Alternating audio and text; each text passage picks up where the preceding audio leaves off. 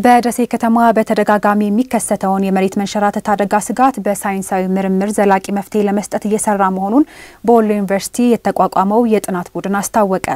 ለችግሩ መባባስ ህገወጥ ግንባታ ምክንያት መሆኑን የጠቀሱት የጥናት ቡድኑ አባላት የከተማ አስተዳደሩን ጨምሮ የሚመለከታቸው አካላት ችግሩን ለመፍታት አስቸኳይ እርምጃ ሊወስዱ ይገባል ብለዋል። አሊመር ተጨማሪ ዘገባ አለው።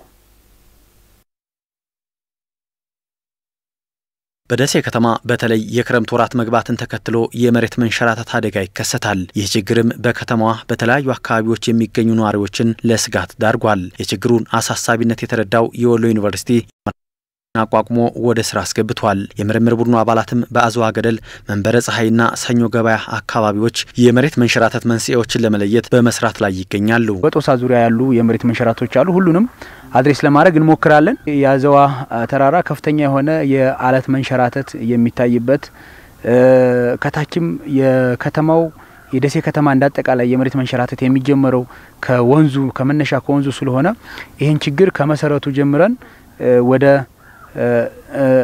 ችግሩን ለመፍታት የምናሄድበት ሂደት ነው ያለው። በደሴ ከተማ በሚከሰተው ተደጋጋሚ የመሬት መንሸራተት አደጋ ከፍተኛ ጉዳት ከደረሰባቸው ተቋማት መካከል የመንበረ ፀሐይ አንደኛ ደረጃ ትምህርት ቤት አንዱ ነው።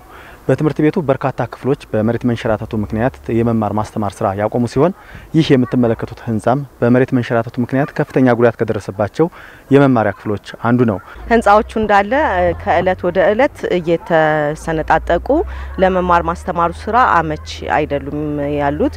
ስለዚህ በቶሎ የዚህ ትምህርት ቤት ጉዳይ ልባት ካልተሰጠው ያለው ሁኔታ አስጊ ነው። ተማሪዎች በቃ ብዙ ጊዜ ማለት ነው ትምህርታቸው ላይ ብዙ ምንትን የለም። ካሁን ትምህርት ቤቱ ይደረምሳል ብለው ያስባሉ። ይሄ ራሱ አንድ ስነልቦና ችግር ነው። ደሴ ከተማ በተለያዩ አካባቢዎች በተለያዩ ጊዜያት የመሬት መንሸራተት ያጋጥማታል። ለመሬት መንሸራተቱ የተፈጥሮ ምክንያቶች እንዳሉ ሆነው ሰው ሰራሽ ምክንያቶችም ችግሩን እንዳባባሱት በዘርፉ ጥናት ያደረጉ ምሁራን ይገልጻሉ። የሰው አክቲቪቲ፣ የሰው እንቅስቃሴ፣ የሰው ስራዎች፣ የተለያዩ ስራዎች በመሬቱ ላይ ማድረግ ወይም በዚህ በከፍተኛ አደጋ የሆነ መሬት ላይ መስራት ማለት የመሬቱን መንሸራተት መጨመር ማለት ነው። የዚህ መነሻ ያው ከመንገዱ ጋር የተያያዘ ነው ችግሩ። ጂኦሎጂውና የሃይዌይ መሐንዲሱ ወይም የማቴሪያል ኢንጂነሩ ከታች በትክክል ቢሰራ ኖሮ ወይም ጥናቱን በትክክል ክላሪፋይ ቢያደርጉ ኖሮ ይሄ ችግር ይፈጠራል የሚል እምነት የለንም። ስለዚህ በዛ ምክንያት የተፈጠረ ነው። ሁለተኛ የዝጋ ያለውን የምንጭ ወይም የተፈጥሮ ምንጭ ያለውን ድሬን ባለማረጋቸው ተጽዕኖ እንደፈጠረና አፈሩ እየቀለጠ ወደ አስፋልቱ የመጣበት ሂደት ነው ያለው። አሁን የምንገኘው በደሴ ከተማ መንበረ ፀሐይ እየተባለ በሚጠራው አካባቢ ነው።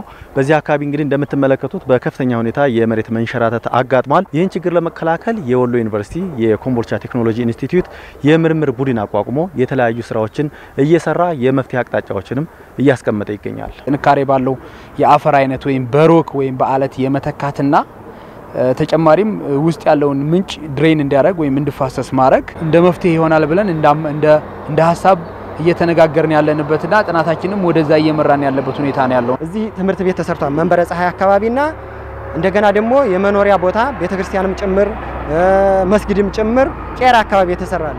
ይሄ አደጋ ቦታ ላይ ነው ያለው። ለነኚህ ተለዋጭ ቦታ የመስጠት ኃላፊነት ሊኖርበት ይችላል የከተማ አስተዳደሩም እንደ ክልልም ማለት ነው። መሬቱን የማስተካከልና ግሬድ ወይም ስሎፕ የመስጠት ዛፎችን በመትከል እዛ ተቆረጠው ቦታ ላይ በመጠቀም እርከም መስራት እነሱን በመጠቀም ልንከላከለው እንችላለን የሚል እምነት አለን። ከዛ ባለፈ ደግሞ ሚንሸራተተውን አለት እንዳይንሸራተት ስትሬንግዙን በመጨመር ሌሎች ሜካኒዝሞች አሉ። ልክ ግራውቲንግ የሚባለውን ቴክኖሎጂ በመጠቀም እሱን የምንከላከልበት ቴክኖሎጂ ወይም ዘዴዎች አሉ ብለን ነው የምናምነው። እሱ ጥናቱ ሲያልቅ ሙሉ በሙሉ የምናስቀምጠው ነው የሚሆነው። የመሬት መንሸራተት አደጋው ባጋጠመባቸው አካባቢዎች የሚገኙ ነዋሪዎችን ደህንነት ለመጠበቅ እንደሚሰራም የደሴ ከተማ አስተዳደር ከተማና መሰረተ ልማት መምሪያ አስታውቋል። አደጋ በጣም የሚደርስ ከሆነና ሰዎች ላይ የሚደርስ ከሆነ ኢሚዲየትሊ አንስተን ሽፍት አድርገን ቦታ የምንሰጥበት ሁኔታ ይኖራል ማለት ነው። ያንን ቦታ ክሊር አድርገን 2016 ግን በተሻለ ከተማ አስተዳደሩን ትኩረት ሰጥቶበት ክልሉም ለዚህ የሚሆን በጀት እንዲበጅትልን ጥረት አድርገን የተሻለ ስራ በቋሚነት የሚፈታበትን ነገር እንሰራለን። የመሬት መንሸራተት አደጋው ከፍተኛ ቢሆንም ችግሩን ለመቆጣጠር እንደሚቻል የገለጸው ወሎ ዩኒቨርሲቲ ባለድርሻ አካላትም የበኩላቸው ሚና እንዲጫወቱ ጥሪ አቅርበዋል። ይሄ በአንድ አካል ብቻ የሚፈታ ችግር አይደለም። ወሎ ዩኒቨርሲቲ ትልቁን ድርሻ ይይዛል። አሁን የወሰደው ቀላል አይደለም ኢኒሺዬቲቭ በጣም ዲቴይል የሆነ በጣም አድካሚ ስራ ነው እየሰሩ ያሉት። ከዛ ባለፈ ከተማው መንግስትም እና ቅድም እንዳልኩ አጋር አካላትም የመንግስታዊ ያልሆኑ ድርጅቶች የደሴ ከተማን ይህን ስጋት ነፃ ለማድረግ አብረው መስራት አለባቸው ብዬ አስባለሁ።